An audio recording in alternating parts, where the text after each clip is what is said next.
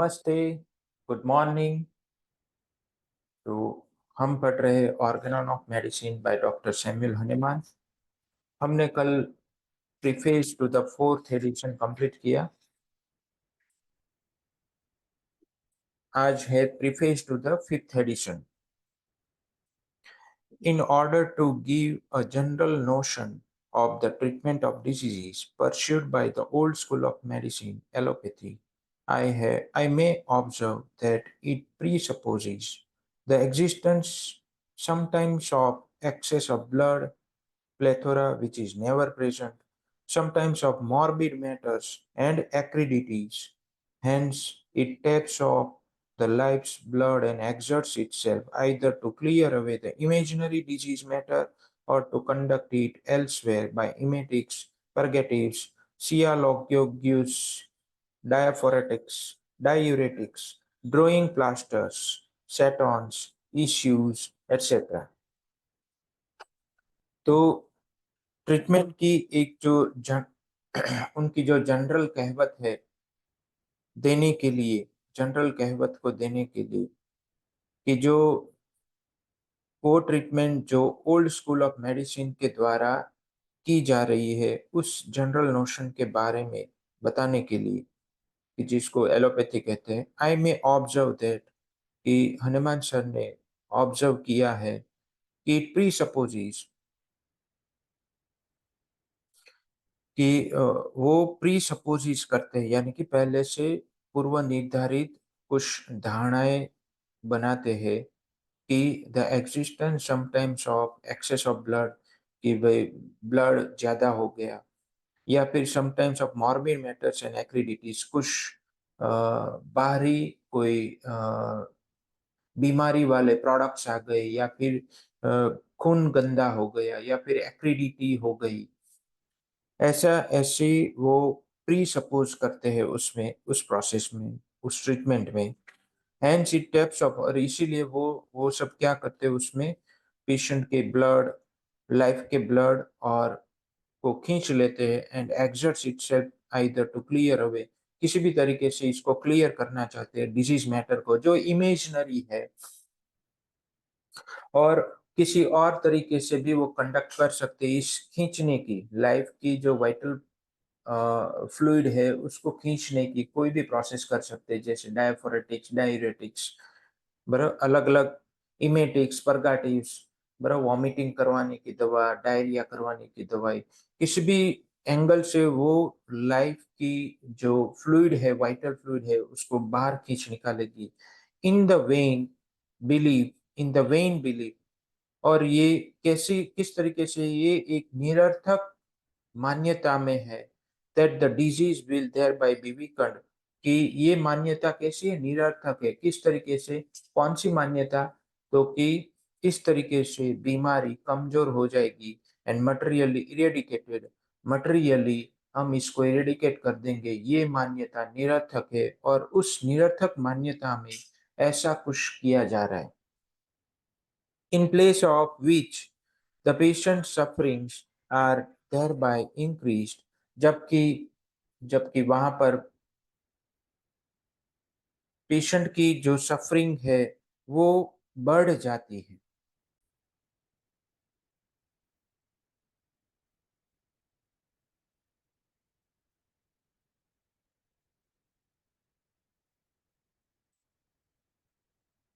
तो इस तरीके से बीमारियां बढ़ जाती है। By such and other painful appliances the forces and nutritious juices indispensable to the curative process are abstracted from the organism. इस तरीके से, या फिर कोई दूसरी पेनफुल अप्लायंस से, यानी कि दुखदायक कोई भी विधि विधान से, वो फोर्सेस और न्यूट्रिशियस जो जो जूस है, indispensable to the curative process, curative process के लिए जो अनिवार्य था, उस न्यूट्रिशियस जूसेस को, फोर्सेस को वो एब्स्ट्रैक्ट कर लेंगे, खींच लेंगे फ्रॉम द ऑर्गेनिज्म से। It assails the body with large doses of powerful medicines. Powerful medicine से वो बॉडी के ऊपर हमलाएं करते हैं, often repeated in rapid succession for a long time, लंबे टाइम तक और रैपिड सक्सेशन में दिन में 2 बार, 1 बार, रोज-रोज लेना और लंबे टाइम तक देते रहना, ये एक एसएल है, यानी कि ये बॉडी पर एक अटैक हो रहा है। whose long and during कि इस लंबे टाइम पर दवाई लेने में not infrequently means frequently frightful effects it knows not, जो जिसके बारे में पता नहीं है, ऐसी frightful इफेक्ट्स आ जाती है।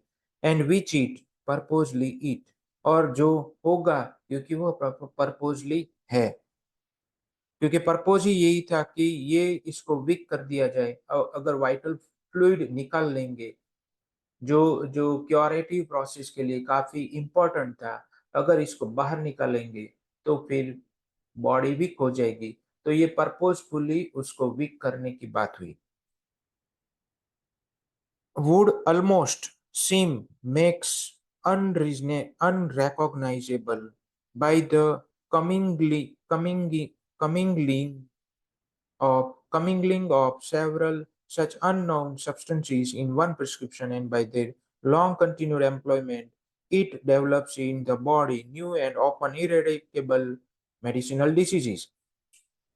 तो उसमें से काफी ऐसी बीमारियां हैं जो अनरिकॉग्नाइज रह जाती है, और ऐसे काफी सब्सटेंसेस यूज किए जाते हैं जो अनरिकॉग्नाइज है, और उस उन सब को मिश्रण करके एक ही प्रिस्क्रिप्शन में दिया जाता है, और और उसकी लॉन्ग कंटिन्यूड एम्प्लॉयमेंट से बॉडी के अंदर एक दूसरी मेडिसिनल डिजीज क्रिएट हो जाती है, जो इनएरेडिकेबल है ऑफन, यानी कि उसको इरेडिकेट करना काफी इजी नहीं है। जितना नेचुरल बीमारी को अच्छा करना जितना इजी होता है होम्योपैथी में, इतना ये सब मेडिसिनल डिजीज को अच्छा करना उतना उतना इजी नहीं है, काफी डिफिकल्टी के साथ ये अच्छे होते हैं।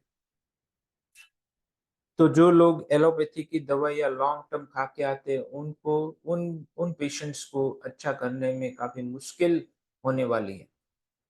Whenever it can, it employs in order to keep in favor with its patient, कि जब भी वो एम्प्लॉय करते हैं और कर सकते हैं, whether it can, it employs in order to keep in favor with its patient, भले ही वो उन्होंने अपने पेशेंट की फेवर में सब कुछ रखने के लिए उन्होंने एम्प्लॉयमेंट की है, तो भी उसकी फुटनोट दी है काउंट्स में, for the same object the experienced allopath delights to invent a fixed name by preference a Greek one for the melody in order to make the patient believe that he has long known this disease as an old acquaintance and hence is the fittest person to cure it. तो उसी object के लिए कि patient को अपने favour में रखने के लिए, उसी ऑब्जेक्ट के लिए फिर से the experience allopath delights to invent a fix name, कि एक नेम देने में उसको मजा आता है बीमारियों का, कि जैसे लॉन्ग जो कंटिन्यू डिजीज है पेशेंट का, उसको एक नेम दे देते हैं और फिर वो रिजॉइस करते हैं कि चलो हमने बीमारी को खोज लिया, इसकी ट्रीटमेंट अब हो जाएगी। तो और इसीलिए वो चाहते हैं कि भाई वही फिटेस्ट पर्सन है इसको क्योर करने के लिए, क्योंकि उन्होंने अपनी इस पेशेंट की बीमारी को ढूंढा है। तो ऐसा वो रिजॉइस करते हैं, डिलाइट करते हैं, इन डिजीज के नेम को इन्वेंट करने में उनको मजा आ रहा है। तो पेशेंट को अपने फेवर में रखने के लिए जब भी वो एम्प्लॉयमेंट करते हैं बीमार रेमेडीज का, रेमेडीज दैट इमीडिएटली whenever जब भी ऐसा होता है तब remedies that immediately suppress and hide the morbid symptoms by opposition contraria contraries for a short time palliatives, but that leave the disposition of the to these symptoms the disease itself strengthened and aggravated। तो ये जो जब भी ऐसा अपने पास रखने के लिए फेवर अपने फेवर में रखने के लिए पेशेंट को जब भी वो एम्प्लॉयमेंट करते हैं दवाइयों का, तो उन दवाइयों से बीमारी सप्रेस हो जाती है, मॉर्बिड सिम्टम्स जो है वो सप्रेस हो जाते हैं और छुप जाते हैं। किससे? जो उनकी दवाइयाँ जो अपोजिशन की है, कॉन्ट्रारी या कॉन्ट्रारीज़ पे काम करती है, उस उसकी वजह से वो चुप जाते हैं या फिर दब जाते हैं फॉर अ शॉर्ट टाइम, थोड़े समय के लिए। इसको पैलिएटिव्स कहते हैं। बट लेकिन लेकिन ये डिस्पोज़िशन जो है, पेशेंट का कंस्टिट्यूशन है, उसके अंदर ये सिम्पटम्स यानी डिज़ीज़ इटसेल्फ एग्रावेटेड और मजबूत तरीके से ये अंदर रह जाता है। It considers affections on the exterior of the body. ये ये बीमार बॉडी की एक्सटीरियर को अफेक्ट करता है as purely local and existing there independently and vainly supposes that it has cured them. ये बाहरी तरीकों से बीमारियों को कंसीडर करते हैं और प्योरली लोकल मानते हैं और उसको इंडिपेंडेंटली एग्जिस्ट कर रहे ऐसा भी समझते हैं। और फिर वो उसकी जो निरर्थकता है वो किस में है? वो धारणा करने में कि हम इसको बाहर से खींच के इसको अच्छा कर सकते। Driven them away by means of external remedies so that the internal affection is thereby compelled to break out on a nobler and more important part। और इसीलिए जब भी बीमारियों को बाहर से खींचा जाता है एक्सटर्नल एप्लीकेशन से या एक्सटर्नल दवाइयों से, तो तो जो इंटरनल अफेक्शन है वो और ब्रेकआउट हो जाते हैं और ऐसे इम्पोर्टेंट पार्ट पे, ऐसे मुलायम पार्ट पे जो जो बॉडी के लिए काफी वाइटल ऑर्गन्स थे, उन उन ऑर्गन पे, उन पार्ट्स पे बीमारियां निकल आती है। When it knows not what else to do for the disease, which will not yield or which grows worse।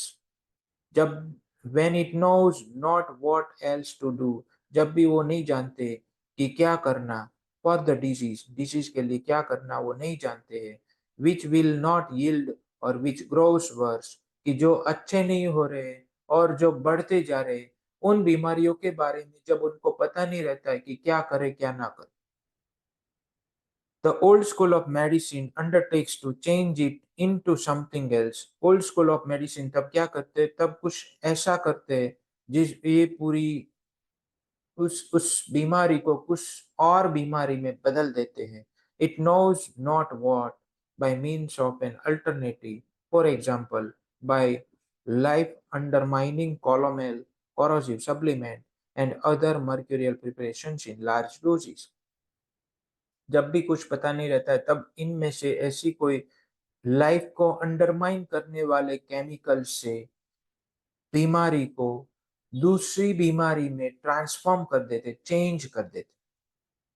To render through ignorance, if not fatal, at all events incurable, the vast majority, 99 out of 100, of all diseases, namely those of a chronic character, by continually weakening and tormenting the debilitated patient, already suffering without that from his disease, and by adding new destructive drug diseases. This clearly seems to be the unhallowed main business of the old school of medicine, allopathy, and a very easy business it is when once one has become an adept in these pernicious practice and is sufficiently insensible to the stings of conscience। तो काफी थोड़े ऐसे शब्द है जो आजकल के जो ओल्ड स्कूल के फिजिशियन है उनके ईगो को ठेस पहुंच सकते हैं इन शब्दों से, लेकिन जो है मैं वही दोहराता हूँ फिर से कि ये अज्ञानता के साथ, ये अज्ञानता के साथ, अज्ञानता किस बारे में? कि पता नहीं है डिजीज में क्या करें। उस अज्ञानता के साथ वो सिर्फ बीमारियों को फैटल ही नहीं करते बल्कि मेजोरिटी जो डिजीज है, मेजोरिटी जो 99 आउट ऑफ 100 जो डिजीजेज है उन सब में से ये इनक्योरेबल हो जाते हैं। Namely those of a chronic character, majority जो क्रॉनिक कैरेक्टर की बीमारियां है वो in old school of medicine की पैदाइश है। उस वो इस एट ऑल इवेंट्स इनक्योरेबल, सभी इवेंट्स में जहां पर इस तरीके से बीमारियों को ट्रीट किया जाता है वो और इनक्योरेबल की तरफ चली जाती है। बाय कंटिन्यूअली, किस तरीके से, by continuously weakening and tormenting the debilitated patient, जो वीक है, डेबिलिटेटेड पेशेंट है, उसको और टॉर्मेंट करके और वीक बना के उसको इनक्योरेबल की तरफ धकेला दिया जा सकता है, जाता है। ऑलरेडी सफरिंग, ये पेशेंट ऑलरेडी सफरिंग था without that from his disease, वो उसकी बीमारी से ऑलरेडी सफरिंग था, and by adding new destructive, और उस बीमारी से वो मुक्त भी नहीं हुआ, लेकिन उसके अंदर एक नया डिस्ट्रक्टिव ड्रग डिजीज क्रिएट हो जाता है ऐसी ट्रीटमेंट से। This clearly seems to be, और ये सिर्फ कोई एक दो केस को देख के हनुमान सर ने नहीं लिखा है। हनुमान सर ने काफी उनकी लाइफ टाइम की प्रैक्टिस के बाद ये ये सब बातें लिखी गई है, और उन्होंने काफी सारी बुक्स, पहले के फिजिशियन के, उनके समय के पहले के फिजिशियंस की काफी सारी बुक्स पढ़ी, और उन बुक्स से जो ट्रांसलेट करके उनको जो अंडरस्टैंड आया, उसमें से भी उन्होंने काफी कुछ समझ लिया। तो काफी विजडम आ गया था, तब जाके ये बातें लिख सकते हैं कोई पर्सन। ऐसी सिस्टम जो, जिनको लोग फैशन की तरह यूज कर रहे हैं, उनके बारे में ऐसे ऐसे शब्द लिखने में काफी जिगरा चाहिए, और वो जिगरा इनके पास था, जो आप अभी स्क्रीन पर देख रहे हैं, डॉक्टर सैमुअल हनीमान, अवर मास्टर।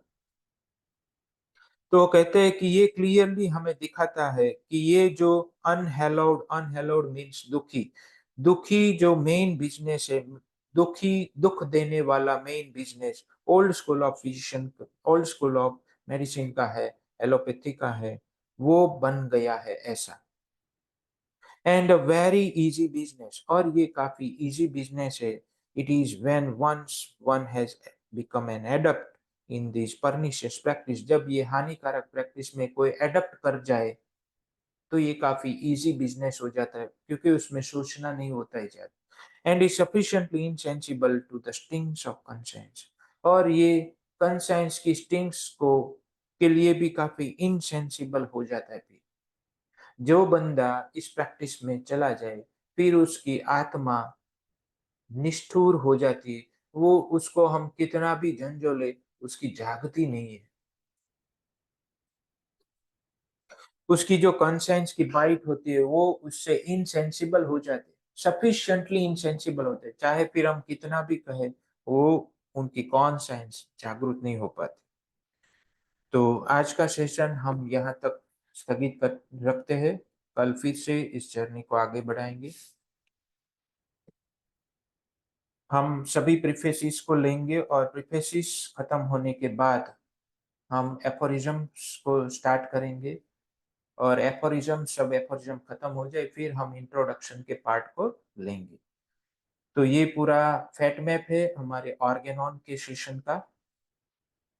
चलो, thank you, goodbye, take care, love you all.